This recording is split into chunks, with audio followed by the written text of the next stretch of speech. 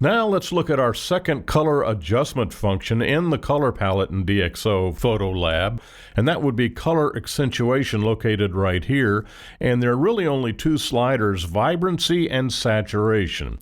Now when you adjust vibrancy, you're adjusting the lower intensity colors, the pastel colors, the colors that don't have that much presence. And it really adds a richness and a diversity and a drama to the image that might not have been there otherwise. Now, when you adjust saturation, you adjust all colors equally. Now, in this image, what I would usually do is go up with my initial adjustment of plus 50. Now, plus 50 is my own personal default adjustment, and you can see the improvement in this image, especially up here in the blue areas. And yes, it affected the brighter, more prominent colors, but not as much as it did these colors above and actually below, down here in the shade, down here in the darker areas of the image. In other words, the color that's reflected off the surface of the lake.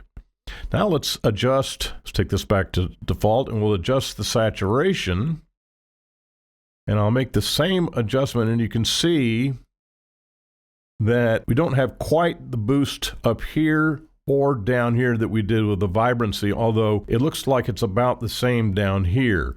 And if we keep going, then really what we get is boosting the colors here. And yes, it is boosting these colors, but it's not giving you the diversity, the balance and brilliance and drama and intricacy that you would hope to get. So we're going to double click this to bring it back to default. And then our finished adjustment would be, I would take it above 50 to about right there, and then maybe just a little bit in the saturation to give us just a bit more brilliance in the brighter reds down here. And this is plus 11. I wouldn't go above plus 15 on that. And I think that is your final adjustment, at least for my subjective opinion. And of course, obviously, it's whatever you want as well out of the image. People do different things. Now, one mistake that I've seen online consistently is people who oversaturate images consistently. And that's a very easy thing to do. You probably don't mean to do that, especially when you don't have a calibrated monitor.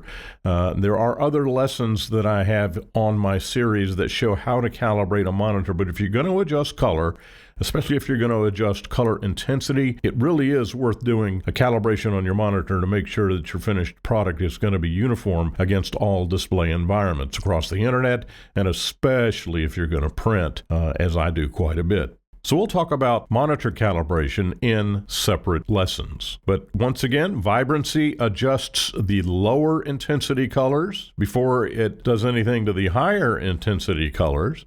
And saturation adjusts all colors equally. In DxO PhotoLab,